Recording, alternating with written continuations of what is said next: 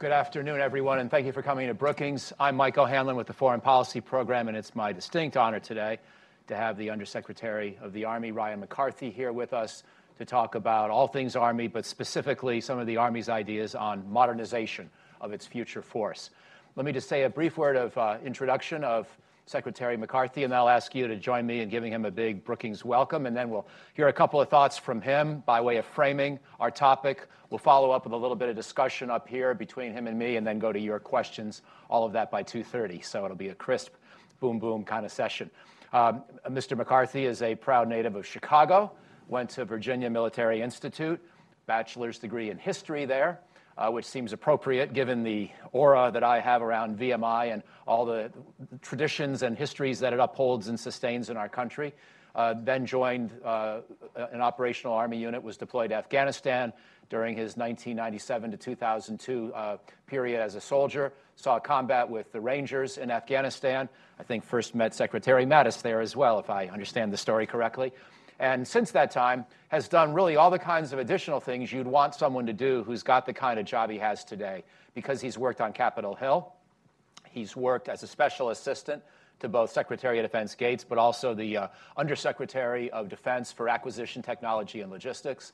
And he's been in defense industry most recently, prior to coming to the Pentagon, when he was with Lockheed Martin. Many of you know that after his confirmation this past summer, he was the acting Secretary of the Army, in addition to being the Undersecretary of the Army, while we waited for Dr. Mark Esper to get through the nomination and confirmation process. So he's got a lot on his plate, including some very interesting ideas in Army modernization, as I mentioned earlier, that we're here to talk about today. But before we start that conversation, please join me in welcoming the Undersecretary of the Army to Brookings. Thank you. Over to you, my friend. Thank you, Dr. O'Hanlon. I really appreciate this opportunity to come and sit here with the Brookings Institution. This is a world-class organization that I had my first blush with this when I worked on Capitol Hill and then in the Department of Defense. And then during my job interview with Secretary Mattis, and I was looking at his bookcase, and there's 2 books of Dr. O'Hanlon's on the bookcase. So I, of course, got on Amazon, bought them, and read them after that. A storied history, obviously, all the way back helping General Marshall, Secretary Marshall with the Marshall Plan. So it's a real privilege for me to be here. Thank you. And thank you for the support you've given me. This is our 3rd evolution in the last 4 months. So we've been looking a lot outside of the Army to help us think through this major initiative that we have in restructuring the entire Department of the Army. So thank you for having me. Thank you for all the support you've given us at this point. Just very quickly, I came into the job back in August, but really it started in the springtime during my interview with Secretary Mattis. And he had said that he was going to be working on this national defense strategy that they intend to publish. And I think he published it, a couple weeks ago, about how do we modernize the force to maintain our overmatched position against near-peer competitors. The rise of 4 countries in particular, North Korea, Iran, China, and Russia, the investments and the competition, both militarily, economically, has definitely garnered a lot of attention. And it's clear that the choices that they've made has started to get closer, closing the gap towards our overmatched position. And that's the kind of why now. The Army has to continue to modernize itself to maintain its position as number 1 in the world. So that there's no time like the present. Even though when you look at the challenges the Army face, over 185,000 troops deployed worldwide. We've had challenges with our fiscal position as a country, which has affected defense budgets over the last several years. But we know, even in the midst of all of the challenges we face, we know we have to evolve. We have an industrial age system that was created in 1973. The major commands that we have today, TRADOC, AMC, and FORCECOM. And the responsibilities of how we do material development design, weapon systems development, is spread across these commands. And that the relationships are not as close and as formed and as fused, the fusing of information of how we develop a requirement, work through the trade-offs, and go through the process. So there was really on my first day on the job when I was talking with General Milley and General McConville at the time, was how do we get better and how do we get faster? We had to look at where the responsibilities lie in the institution. But first and foremost, we had to be very specific about what we wanted. What are the priorities that we need to put our management attention, put our funding against, and drive, pull them through the knothole and get increased capability? And they were very simple. An Army shoots, it moves, and it communicates. So we sat through and looked at the portfolio, looked at the capabilities, and we recognized that long-range precision fires, next-generation combat vehicles, future vertical lift, networks, integrated air and missile defense, and soldier lethality that spans across all fundamentals: shoot, move, communicate, sustain, and protect. We locked in on these capabilities, and then said, how are we investing against these capabilities? Conducted several S&T reviews, moved the funding against these 6 priorities in the upwards of 80% of our S&T budget, locking it in against those 6 capabilities. Then we looked at how are we looking at the process, and we conduct material development. And we saw across the enterprise there were responsibilities that laid in against these major commands, and said that rather than just creating a new organization, how do you restructure and put it all under one roof? So the talent is where it is in the country, but where it reports to and how it works together was what we really focused on. Formalizing the relationship between the requirements community and the acquisition community. And how do you do that? It's entirely about people. And I give them all the credit to my wingman, General Jim McConville, the Vice Chief of Staff of the Army. He went and handpicked the officers that we put in against these cross-functional teams. We have post-brigade command qualified officers that lead these cross-functional teams that fuses requirements, acquisition, technical, testing. One of them sitting here in the front row, Major General Pete Gallagher. And it was amazing when we went through this process. General McConville talked about their education, their staff experiences, their command experiences. Because if you look in history, whenever we've been successful in the Department of Defense, it really was about people. Who you put in charge, who was accountable, and how you generationally changed the outcome. Admiral Hyman Ricco or Lieutenant General Leslie Groves. They were very successful because they laid in the right people. And over time, they worked their career paths to sustain those great outcomes. So we have these cross-functional teams that we stood up immediately. I signed out 8 acquisition directives last fall that were authorities that were granted to us, the FY16 National Defense Authorization Act, to really put this in play, put the system in motion. Dr. Esper was confirmed in November, and his biggest theme that he's brought into the modernization process is communication. That the 4 of us in the Marshall Corridor have to be constantly interacting and engaging senior leadership in industry. And not just the traditional defense industry, across the country. So much so that even do we look at foreign partners as the potential doing work with them as well. So he wanted to open up the aperture as wide as it could be to get the best ideas that industry could bring to bear. And even said in his first day, he said, okay, the 4 of us are going to sit down, let's blood oath, we're not changing our priorities. We have to communicate and put our money where our mouth is. And so we've hit stride very quickly since he came on in November. And we are now approaching the 120-day mark that I laid in last fall for our condition-setting task force that's looking at the restructuring and teeing up the courses of action that we need to look at and ultimately make the decision on how we move some of these roles and responsibilities into this organization that we're going to call the Army Futures Command. Ideally looking at a end of March timeframe to make a national announcement and have an interim operating capability by the summer of this calendar year, 2018. So I thought maybe that'd be helpful to lay some context. Fantastic. Yeah. So thank you. And let me now, if I could, try my own narrative at my understanding of what you're doing, and then ask you to comment if I have it right, because I'll take a little different slant and maybe starting even further back in history. So we know that the U.S. Army had a tremendous success story in the Reagan period and into the 1990s with the so-called Big Five, Abrams tank and so forth, and great helicopters, good missile defense system that kept getting better, and did very well, and then did very well in Operation Desert Storm. But then we already started to see war getting more complicated and messier, even couple of years after that in Somalia. And we also started to see the Army have trouble. So just as it had a big five of success, it sort of had a big five of problems.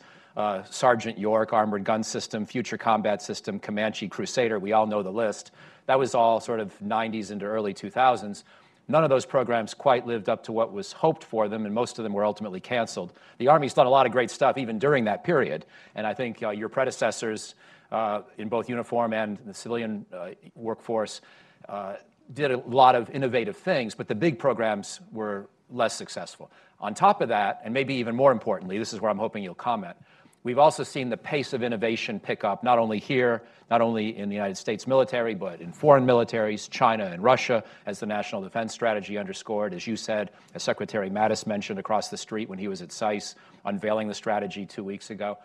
And we have this tremendous technological base in our country of rapid innovation that the Department of Defense is not very well placed to keep pace with, to benefit from in the kind of time cycles that really modern Silicon Valley and other parts of our technology base are capable of generating new capability. So both, if I understand right, both because of past problems and mistakes, like those big five legacy issues, but maybe even more because of the rise of China and Russia and the pace of defense innovation around the world, you just decided you needed to do things differently.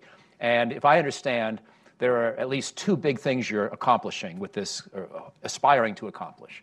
One, as you said, is to create these cross-functional teams in 6 major areas of Army technology that involve the technologists, the warfighters, and the acquisition experts talking and operating as a team in real time. And then secondly, you may have to go to Congress, and you may have to change within the Department of Defense itself and the Department of the Army how fast you make certain kinds of decisions, what kinds of authorities you have to reallocate funds and move quickly. So how much of that story did I get right? And please feel free to correct me where I'm wrong. Keep going. I think it's great. I know. I absolutely. The nature of the cross-functional teams is to really tie that operational concept with the technical concept. If you highlighted some of the more catastrophic failures with major defense acquisition programs, we changed the operational concept midstream, because whether you got it right or not, or world events altered the thinking of what objectives you want to achieve with the system. It's that discipline, along with getting it right in the first place, so making it, it'll survive first contact. So that aligning those technical and requirement communities it's the foundational element of the cross-functional teams. With respect to the governance model we described, if you look at these cross-functional teams and then the Army Futures Command and then getting it to the Secretariat and the Army staff, we're trying to reduce the number of layers. By the reduction of layers, it also brings accountability into the system, speed of decision making. And so that's where the challenge and the frustration of Congress has been for a long time, is when a program fails, who's accountable? It really does start with the 4 people in the hallway of the Marshall Corridor in the Pentagon. It's the Secretary, myself, the Chief, and the Vice. And we're trying to bring that into the fold, that we have to sit over top of this and provide the access to get decisions brought faster so we can move money and provide the authorities necessary. It is at the heart of what we're trying to achieve. So your 6 categories, if I could summarize, it's long-range fires, so artillery and missile strikes, where we realize we've been sort of falling behind. It's defenses against those same technologies being used by the enemy against us, so it's missile and air defense is a second category. Ground vehicles is a third category. Rotary wing or future lift is a fourth. And then the networks, command and control, sensor networks would be the fifth. And then the soldier is of course the sixth, not sixth in priority, just sixth the way I've listed it. Is there any one of those 6 that you feel is most in need of this reform, that's going to benefit the most above all others from the new concept? So, not to sidestep that, but we fight as a formation, and the choices that we make within those portfolios affect the others. So wherever the technology comes forward, we'll make those choices. So when I've described this before to our six CFT leaders, is you provide us a portfolio of capabilities like a hedge fund manager. How are you going to be able to help us defeat a variety of threats, but then how does it laterally integrate against your other 5 teammates? So when these choices come through, we can mitigate a threat if the technology isn't there based off of an investment in one of the other portfolios. So General McConnell and I kind of sit back with those 6 knobs and have to turn them just right.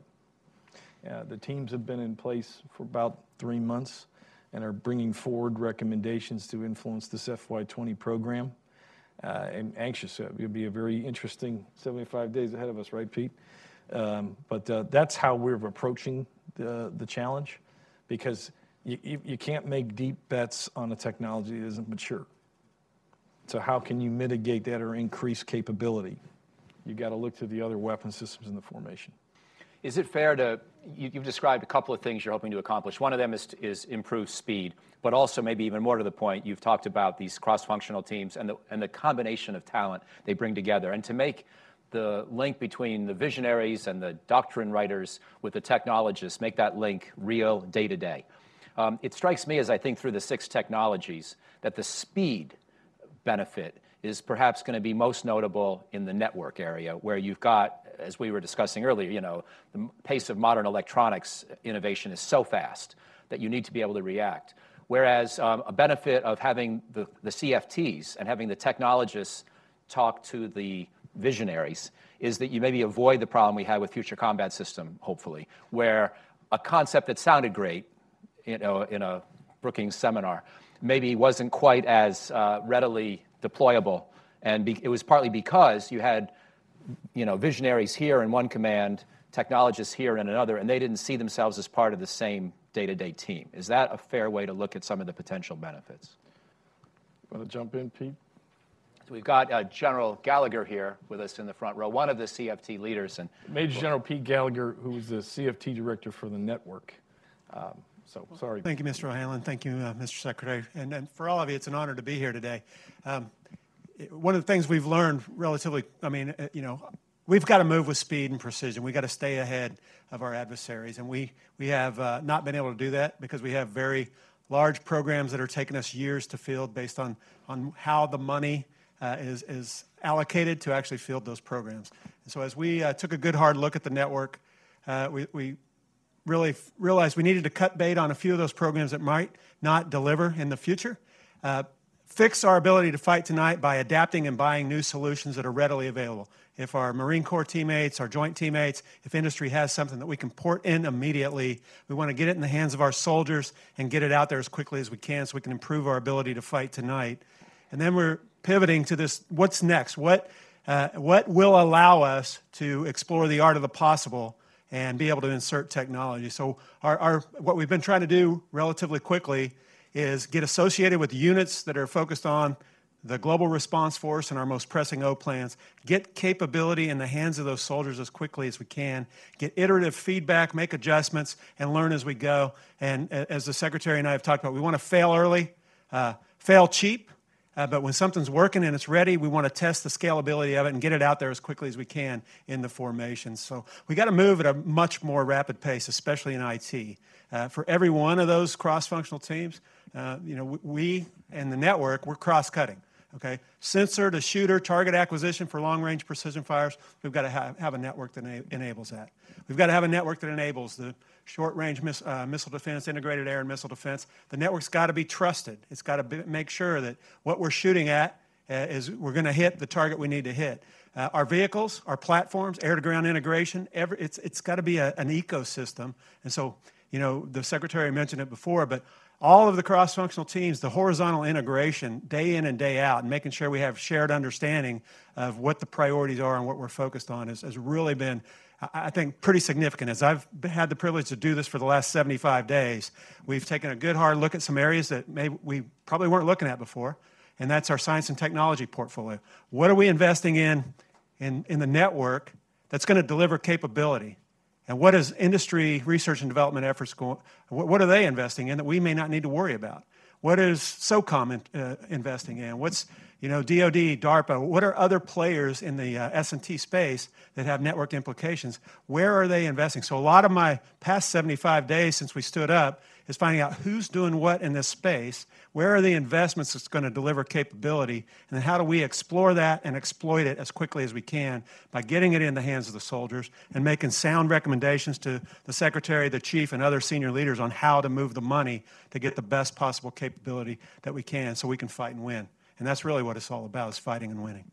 Could I ask for an example from either one of you? Maybe it's unfair because it's just too broad of a question. There's too many different technologies you're trying to buy. But how much faster do you want to get? So if there's a notional program that historically has taken us 5 or 10 years, use whatever example you like, how much faster can we realistically become in the space of the network? Yeah, I would say in the network, we can't be, in my opinion, there's technology today we can port in pretty quickly.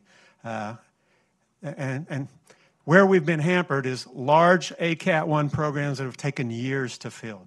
In many cases, we because of the budget being where it is, we're fielding a couple brigade combat teams a year, and we're on a path to a 30-year fielding schedule of a big box and a solution set. So we're giving them the day after tomorrow, we're giving them the day before yesterday's technology in many cases, and it's not going to be what we need to fight against a peer adversary. So there's no doubt in my mind we can cycle faster. And then there are some things where, and we're working with industry to identify what are the quick wins and what can we get in there quickly. It's about moving the money, though, and making sure that we have freedom of action to insert the technology and then scale as we need to. But I think we can move pretty fast. I think there are some long over-the-horizon technologies that we don't know about yet, and to really get after the next generation threats, more artificial intelligence, knowledge learning in our network, so it's much more intuitive and simpler, so we can simplify what the soldier and the leader has to do on the edge, so they're not worried about configuration management, change management, and all that stuff. That's done on Echelon, or that's done in Sanctuary, and the machinery does all the work. Technology is evolving, and we just need to keep pace with it.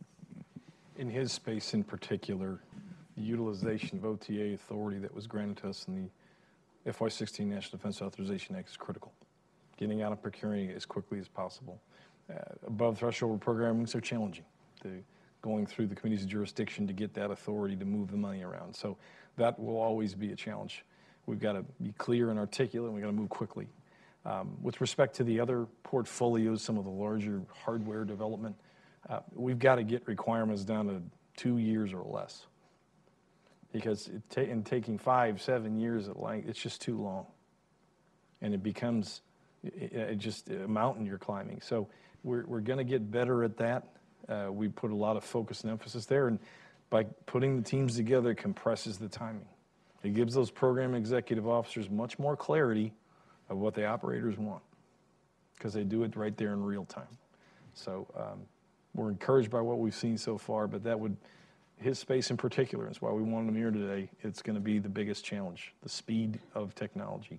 So I've only got really one more question, which is going to be, what do you need from the Department of Defense and or the Congress to do this? You just mentioned that 2 years ago, the Congress further expanded the ability of the Department of Defense to use OTA, other transactional authority, for those of you who don't follow this day in and day out, which basically allows you to circumvent a lot of the traditional requirements on paperwork and on laying out, detailed ways of complying with a lot of complex standards, and to get commercial off-the-shelf technology or otherwise move fast. If I didn't summarize that well, you can correct me here in a second. But my question really is, again, what do you need from either the Department of Defense or the Congress that you haven't yet received that will allow the rest of Washington and the rest of the country to support you in what you're trying to do? Yeah, so I've been repeatedly hedging in public with what I say, or that we may need legislation. Dependent upon the course of action that Secretary Esper and the Chief pick here at the end of in the early March timeframe, it may require legislation. But we may also want it to codify it and institutionalize the changes, because it will be different. And how our relationship with the Congress, the Office of the Secretary of Defense, how do we line up with them and communicate with them and work together? So we have consistently said that if we were to move different roles and responsibilities out of each command to start a new one, it will be different. We'll operate differently. It will be entirely different. So we've had a very robust dialogue with Congress since the fall. We consistently communicate every week where we're heading, so they're not going to be surprised when this comes out. But we're really not in a position because we just haven't slapped the table yet on the course of action development. But in particular with governance, and we will talk a lot about speed and the challenges associated with talking about the point that Pete made with above threshold programmings. The challenge of that, it goes across all the committees of jurisdiction. And that's something we would have to have much longer discussion on. And there's a pure rationale for that. The oversight is necessary. Why are you moving the dollars around? When you deliver a budget, that's a pact you have with Congress. So there's institutional, traditional challenges with that, and it's important. But we've noticed that a lot lately because of just the speed and change of technology and threats. So we're going to have those conversations. Just one clarification on the Department of Defense part before we'll go to questions in the crowd, because you gave a very good answer on the Congress part. But I just wanted to, 2 weeks ago, as I mentioned, we had General Holmes here, the head of Air Combat Command, who's now working on this concept, as you well know, called multi-domain battle with General Perkins of Army Training and Doctrine Command. So it's an Army-Air Force collaboration. As we all think about, heaven forbid, the possibility of conflict in Korea, we know that an ability to share information quickly in real time so that whatever shooter is in a position to silence North Korean artillery has the data as fast as possible. That's a priority. So my question is about jointness and DoD-wide efforts and how you link up to that. We also know that Senator McCain has, and the Congress have asked the Office of Secretary of Defense to break apart some of their acquisition efforts at the same time that you're trying to integrate within the Army. And I suppose there are ways to make those two simultaneous actions support each other. But I'm just curious about the whole question of jointness and how your concept relates to what you need to do with the other services. Interoperability is everything. It's we're trying to get better at just internally to the Army.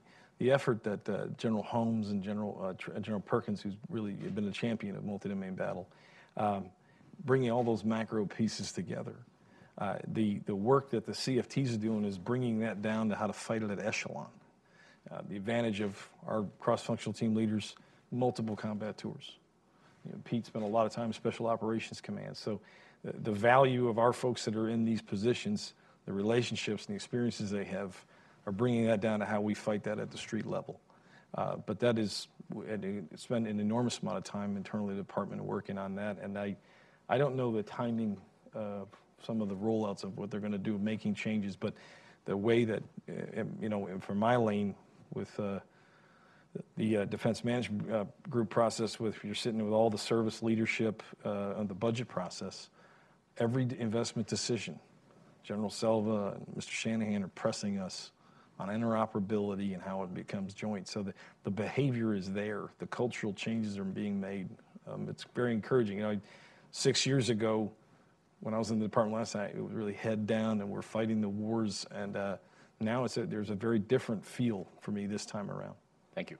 Let's go over here first. Please wait for a microphone and identify yourself, and then a question for the Secretary. So we'll start here in the second row, please. And then after that, we'll come over here to the third row.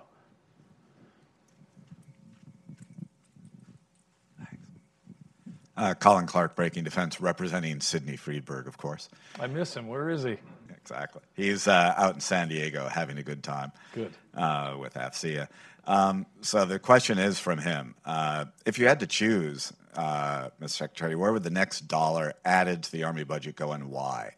End strength, modernization, or more readiness? You have to pick one.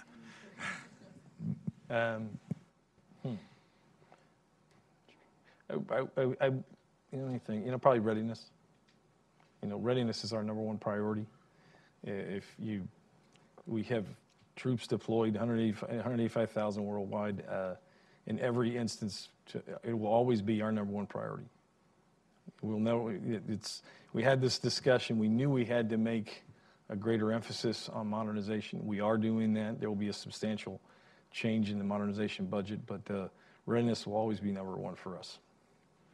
Want to tell us how much? What's that? Want to tell us how much the increase will be? I will on Tuesday. Go here in the third row, please. Megan Myers, Army Times. How are you? So in the soldier systems portfolio of the Futures Command, what are some of the ideas that are coming out of that, and what are some of the known needs that you already have on the list? We're looking at some upgrades in night vision goggles, a new carbine. We're looking at some options there. Started conversations with congressional staff a couple weeks ago, but some very leap aheads in the capability, and it could be fielded very quickly. I think if we were to move out this spring, we could even start by the end of this calendar year. I'd have to get the specific timing for you on that, but Brigadier General Donahue's done a remarkable job there. Deep operational background in both special operations and conventional forces. Has a very great roadmap with that. He's also looking at a mounting system for the helmets. So it's very encouraging what he's brought forward. Great. We'll stay along this row. So I guess in the fifth row and then the sixth row. Then we'll rotate around a bit. Hi, Secretary. Ashley Roki with Shepherd Media. The question's either for you or for the general. You speak a little louder. We can't quite hear you. Okay, sorry. The question's either for you or for the general. As you're looking, with the CFTs and putting together modernization plans, along with looking at current technologies, how are you using organizations such as DIUX to get industry input of what you can field in the near term? You want me to take that? Thanks, Pete. DIUX, SCO, we have investments with them. They're supporting us in a variety of the different portfolios. You have some outstanding people in both those organizations. And the point that Pete made before, I actually have a financial background. I worked in banking also in my previous life, and I'm constantly beating on them about the investments, where the dollars are in the department. And, not have any pride, because there might be a better idea somewhere else, and it may be more mature. He's the testament here. We're consistently doing that. So those are great organizations. They're bringing a lot of really good stuff forward. And we're teeing up those options, because like I said before, we manage these like in portfolios. The big five back in the 70s and 80s, they're really like the big 64. About 59 other programs that fell in underneath those major systems. That's really what we have today. We manage those capabilities because we have a variety of threats we have to deal with. So the more help we can get, the better, and they have access to the brightest minds that our country has to offer. I should have mentioned in his background also an MBA, in addition to all the other things. Also, for those of you who don't know the lingo, DIUX is the Defense Innovation Unit Experimental. It's the outreach to Silicon Valley and Boston Route 128 and the other high-tech sectors of the economy, trying to accelerate the acquisition process. Gentleman in the sixth row. Oh, General, please, go ahead. I would, as I talked earlier about, as we were looking at where we are and for the last 75 days, one of my first stops was with DIUX to kind of see what are they doing? What are they doing on behalf of the Army? What's DIUX working on behalf of other, teammates in the joint community, and how can we possibly leverage that to our advantage? And we've already conducted our first, as a cross-functional team, a series of tech exchange meetings with the industry. We had about 576 industry partners up at Aberdeen last week. Our next one, we are actually working with DIUX to get some non-traditional partners that may provide us some innovative technology going forward. So that was absolutely one of my first stops as a new CFT director. So thank you. Bill Veal. I'm a retired Foreign Service officer, also a retired Army officer. I wanted to raise the issue of warfighting doctrine. You brushed against this when you alluded to formations. But in the new nuclear posture statement, and also from the Russian side, there are foreshadowings of tactical nuclear weapons use on the battlefield, low yield. What will that kind of scenario do for your material choices and things that you do? I'm remembering back a long time ago, the Army had a pentomic structure, which was very decentralized for operating on the nuclear battlefield. And I'm just wondering if you're thinking at all about that. Like over tactical nukes, you mean? Something like, I haven't specifically been working on that, and I have not. We're the 6 priorities we have is where I've focused my energy to this point. Okay, let's see. Let's go in the next to last row here. The gentleman in the fatigues. Camouflage. Good afternoon, sirs. Colonel Paul Bates from the British Army. I'm stood behind my French brother here, Danish brother on the far side over there. So I was going to ask both you gentlemen, you talked about interoperability, but in a sort of joint context. So now we've sort of segued perhaps into interoperability in a multinational context. So how do you envisage baking in, even if you do envisage baking in multinationality, interoperability into the CFT construct or into the modernized, or futures command? We talked about this at lunch. Secretary Mattis in particular has made this a critical pillar, one of the pillars of our national defense strategy. He has a retired Vice Admiral, former DSCA director in his immediate office, Vice Admiral Joe Rixey, who has helped him look at how do we conduct arms sales faster, more effectively, and then how do we look at our systems to ensure that we can communicate, train, and work with our partners. We talk about that consistently in our CFT discussions, and with a clear recognition that we will go to war with our allies. We have to train alongside each other. We've been doing it for the last 17 years. Reminds me when I was in Afghanistan in 2001, Royal Marine Commandos were right there. We were the first couple hundred people on the ground, so it will always be that way, in particular our special relationship. But we will do that in all things. It's part of our national defense strategy, and it's really in our DNA. We've been fighting like that for a long time.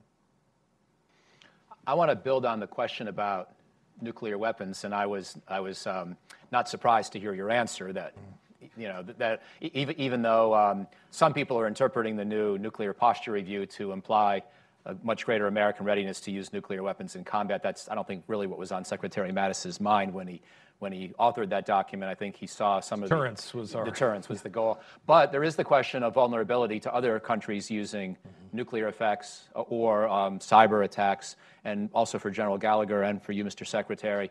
How much are you worried about the vulnerability of our systems to these kinds of attacks? I think, there was a period after the Cold War ended, we didn't worry so much. And for the wars of the 21st century, as tough as they've been, they haven't really been tough in this sense of losing control of our own command and control. How much is that a new concern that's on your mind?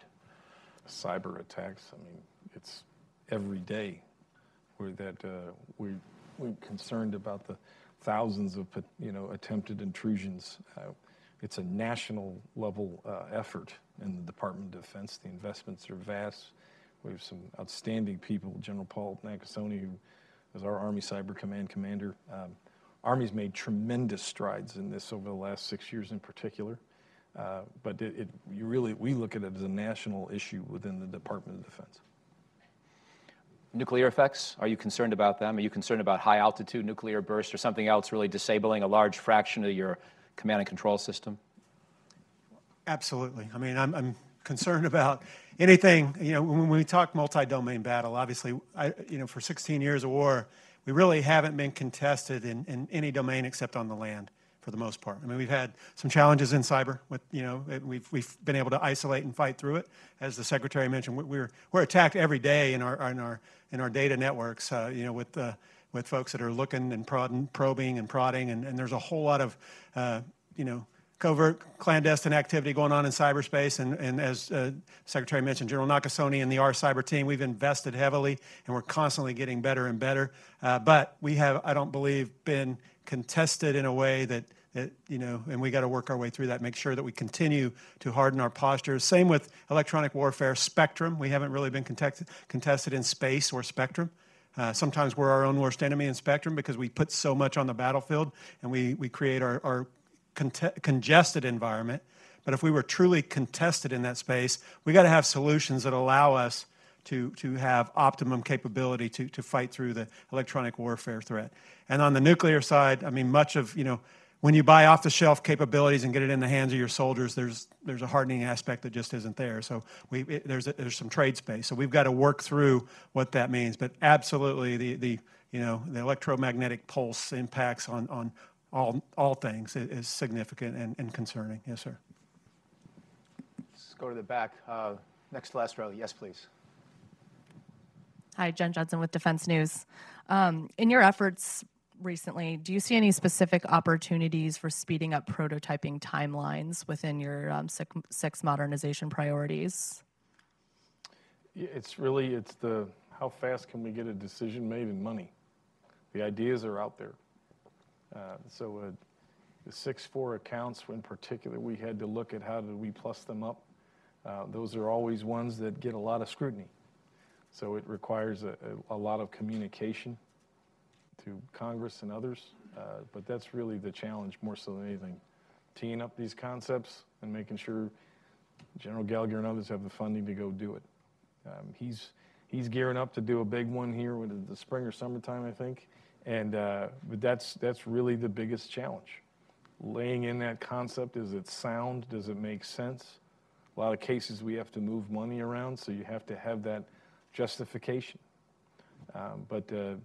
It's amazing how much time we talk about just laying in the concept correctly for the test. So you want to elaborate, Pete? Well, 6.4 is, that type of RDT&E funding or S&T funding is absolutely critical for us to do the things we need to do, to experiment, to demonstrate, to be able to assess and determine whether or not the capability that we're trying to get in the hands of our soldiers is going to be able to get ported into scale. And so we really rely heavily on that. We haven't had a lot of that in the network space, unfortunately. And so one of the things that the Secretary, as our report back to Congress on the network, went forward is about moving money around to give us that freedom of action to really define what's in the art of the possible. So it's critical for us to be able to have those resources and be able to experiment, demonstrate, and kind of move out. So I just was a long-winded way for me saying that's on me to get them the money and the authority to move out. So they have really the sound ideas, how we flesh them out and how it fits. And you gave the earlier hope or a general concept that if a process for writing and determining so-called requirements has often taken 5 years or more in the past, you'd like to get down to a couple of years if you could in many cases. Less. I mean, maybe this is ambitious If we overcomplicate to it, suggest. it's just going to take too long. I just wanted to follow up on that. Maybe it's ambitious to suggest, but is it possible to maybe not spend an entire year flying, future vertical lift prototypes? Maybe you could shrink that timeline. Maybe there are ways that, you're spinning your wheels a little bit or maybe tinkering too long. Where's the cutoff point for some of these prototyping efforts? Can you shrink that? A lot of discipline and what are the kind of the business rules for your test regime? Because a lot of the problems with that is you start getting into the test side of the house, at ATEC and DOT&E, and then you start stacking points, and it takes a long time. And there are relationships that have to be worked. It's all necessary to have these agencies involved, but you just can't take too much time because they become irrelevant over time. So the General McConville in particular, taking ATEC under his arm because that's something that's direct reporting to the chief, and how we're going to work with the CFTs. You have representatives from ATEC on each one of the CFTs, how they package these experiments, but start that communication earlier with DOT&E and others. Make them a part of the process. Not go in the kung fu stance when it's time to go down the hall to OSD like we've done historically. And just get them in there. Be like, I need your help. I got to get this thing to the field. It's a cultural dynamic. You got to be open to the scrutiny. So, building on that, though, but let me ask, and I realize this is the least of your concerns at the moment, perhaps, but as I do, that it's a concern hypothetically. How do you avoid overdoing it so that we wind up with a system that rushes to failure? Building on the point the General made earlier that there will be failures, but you don't want, if you have a new technology that just isn't quite ready, but we're all trying to prove that we can be fast, and we wind up certifying it or choosing it or starting to produce it before it's ready, we have concurrency issues in production, all that whole set of challenges. How do you ensure against that set of problems, even though it may not be the most common set that you see in the Army acquisition process today? For all these technical conversations, it's really an art form. You make mistakes. The key is that in that experiment that it's sound enough of the way you're going to test it that you can learn something and build upon it. If you hurry to do the experiment and it doesn't fit the key variables that you need to win in combat, then it's a waste of money. I mean, this is your life. You want to add there? Well, the secretary, I think, used to be a jump master as well. But sometimes you hear this saying, slow is smooth and smooth is fast. And sometimes we want to be careful not to rush to failure. We also want to, one of the things we've learned in the network as we've taken a good hard look at ourselves over the last 10 months or so is the way you write the requirements can be overly prescriptive. And it reduces, it can create a test burden that may not be, you may put some metrics in the requirement that really just don't matter, okay? And the bottom line is the capability going to help us fight and win? Is it going to be safe? Is it going to make us move faster, be more lethal, be better connected and better protected, and give capabilities to our soldiers that's better than what they had yesterday? And it may not be what we can get tomorrow if we're willing to wait, but if it's good enough to improve and give us an edge, that's what we want to get in their hands. So we've got to be careful that we don't rush to failure. I think the experimentation, demonstration, the ability to define future requirements is going to help us significantly. And I guess I would say you can do a whole lot of that rapidly, but you want to be careful that you don't make the big leap when you're not quite ready for prime time. Does that answer your question? There was another question in the back on this side of the room, and then I'll move up for the final round. Or maybe not anymore. Okay, there had been. Yes, thank you. Hi, Kelly Bilms from Avison. Thanks for your time, sir. I can't see you. Where are you? There you are. Okay. I'm Hide curious. behind my British brothers there. Okay. They're very tall. I'm curious about how you're thinking about balancing competition and speed to fielding, and if they trade off with each other at all. So for mobile protected firepower, we're going to have EMD and down select, eventually LRIP. There'll be a shoot off for LRPF. But do you think you can move faster and maintain competition? And if not, are there cases in which you're willing to sacrifice competition? Yeah, the sacrificing competition is brutal because then all the leverage goes away in a negotiation.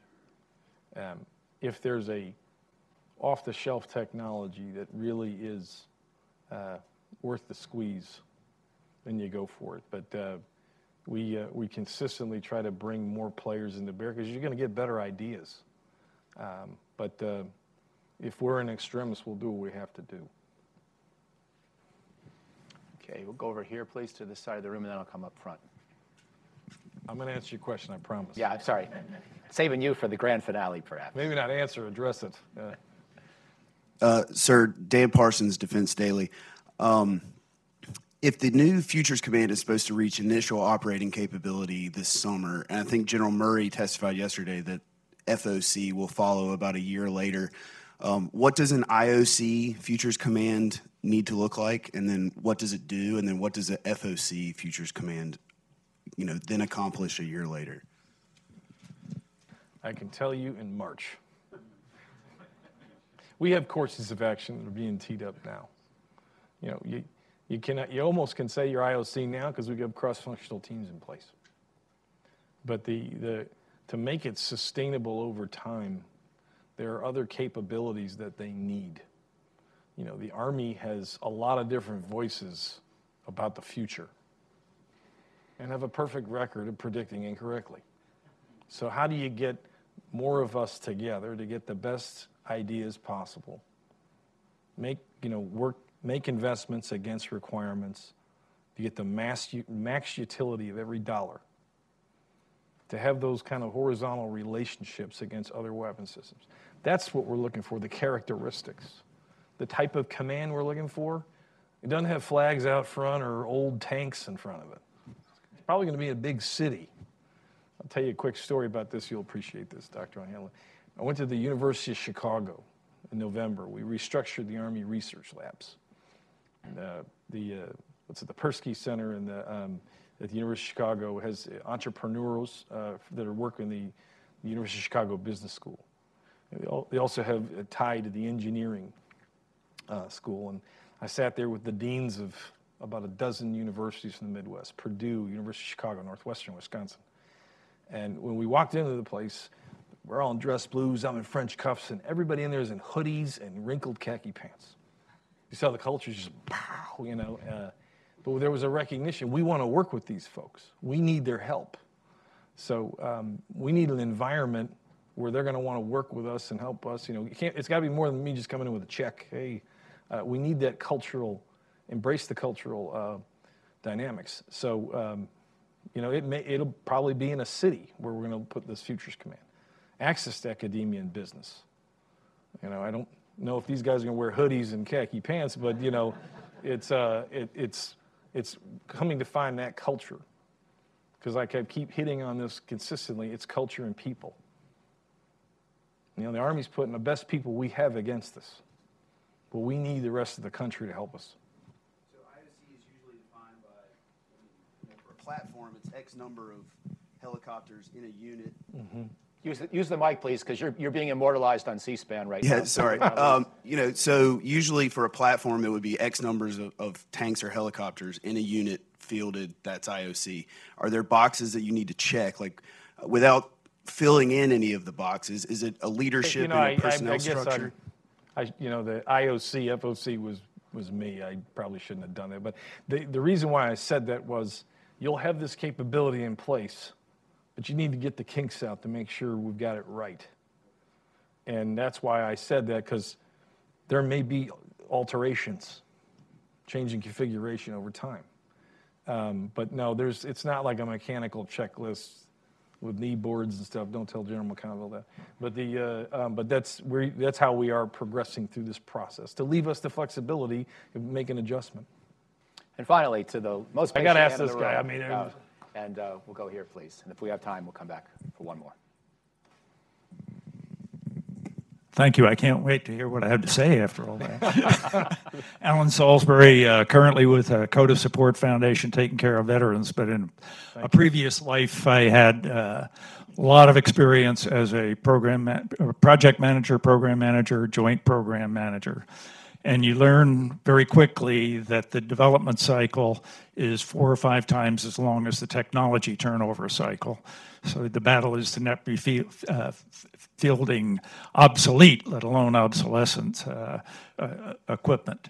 The one way that I think is critically important, especially when you talk to interoperability, which is not only important on the joint level, but intra-Army interoperability can be a problem sometimes too, is the importance of architecture and standards, which can transcend many things over time for a long time as well.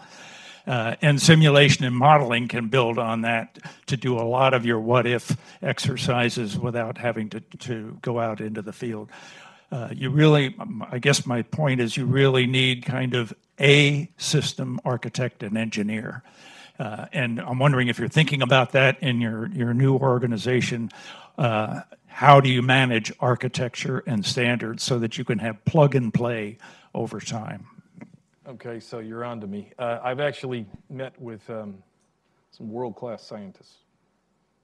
And if I were to mention their names, you'd know right away where they work. And we are looking for a chief scientist for the Futures Command and how that would tie with Dr. Bruce Jetty, our acquisition executive, who has oversight responsibility as the chief scientist for the Department of the Army. But we want to put a chief scientist in the Futures Command itself. For that day-to-day operational field. But I'm absolutely doing that. I'm personally involved with trying to recruit this individuals. I got a couple that we're talking to. Big part of it is I got to tell them what the command looks like, who they're going to work for, and where it's going to be. But beyond those minor details, we have some folks that are very keenly interested in this opportunity. But you hit the nail on the head. The systems architecture have to have deep experience in systems engineering to help us marry up these operational concepts with the technical. This person would have immediate access, direct report to the commander. So I'm close. I just got to tell them where they're going to live. Last question here, sir, please. I'm Reed Skaggs from the Louisiana Tech Research Institute. So I want to build off your previous question where you went to University of Chicago, and maybe you, sir, with the cluster for your cross-functional teams. How are you opening up the aperture to allow others who might not have done business with the Army in the past, such as academic institutions, small businesses, to be a part of your thinking process as you're going forward? Are you open to others coming in to hear what you're working on, allow them to nurture some of these and come back to you for ideas? So we've tried to set the conditions by moving the dollars there and getting S&T folks assigned to the team. I think it'd be best for General Gallagher to respond how they're interacting. But was specifically why I wanted to go to Chicago. Dr. Esper's engaged with this as well. We're trying to set the conditions to have stronger relationships with academia in particular, but also in industry. So in the network and in cyber business, we've been doing this for quite a while with a lot of the federally funded research and development centers, with Lawrence Livermore Labs, MIT, folks like Carnegie Mellon. They're actually going to attend our science and technology. Some of them are going to attend our science and technology workshop next week, where we're really taking a look at what are we investing in, what do we need to make adjustments to so we can make those recommendations. So we're trying to onboard some folks that have been in this business for a while in the academic side to kind of help us check ourselves and make sure, again, we have, in the network especially, industry, the government, and academia. I mean, there's partnerships through organizations like AFCEA that have been kind of institutionalizing these relationships over the years. We're trying to exploit that to our advantage, if that makes sense. That we're doing it like right now. We're bringing in a few, trusted advisors that have been doing this for a while. I think we will wrap it up there. Business card after this. Pete. That's right, yeah. I think we'll wrap it up there. I want to thank all of you for coming, and please join me in thanking both General Gallagher and the Under Secretary of the Army, Mr. McCarthy.